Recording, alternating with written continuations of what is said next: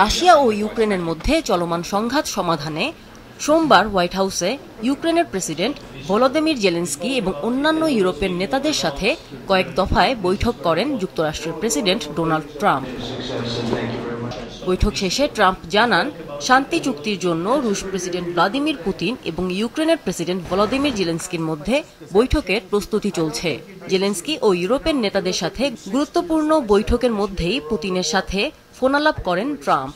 Kremlin জানায়, প্রায় 40 minute ফোনে কথা বলেন দুই দেশের নেতা। ট্রাম্প জানান, ইউক্রেনের নিরাপত্তা নিশ্চয়তা গড়ে তুলতে কাজ করবে যুক্তরাষ্ট্র। তবে শান্তি চুক্তির জন্য দুই পক্ষকেই কিছু ভূখণ্ড ছাড় দিতে হবে। ইউক্রেনের নিরাপত্তা নিশ্চয়তা নিয়ে এটি এখন পর্যন্ত ট্রাম্পের সবচেয়ে স্পষ্ট বক্তব্য, যা রাশিয়ার সঙ্গে যে কোনো চুক্তির জন্য অত্যন্ত গুরুত্বপূর্ণ।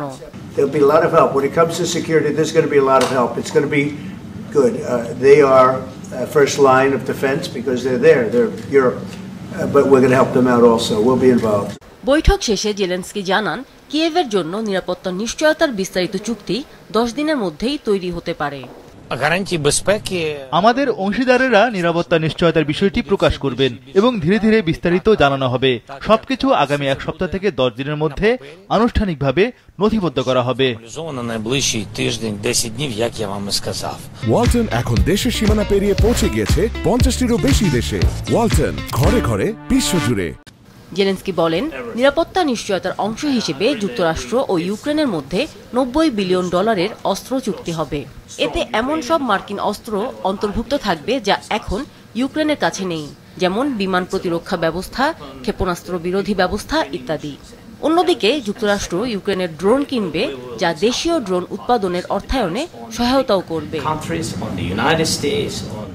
ট্রাম্প জেলেনস্কির এই বৈঠকে ছিলেন যুক্তরাজ্যের প্রধানমন্ত্রী স্যার কিয়ার স্টারমার, ফ্রান্সের প্রেসিডেন্ট ইমানুয়েল ম্যাক্রো, ইতালির প্রধানমন্ত্রী জর্জিয়া মেলোনি, ন্যাটোর মহাসচিব মার্ক রুট সহ ইউরোপের বেশ কয়েকজন নেতা।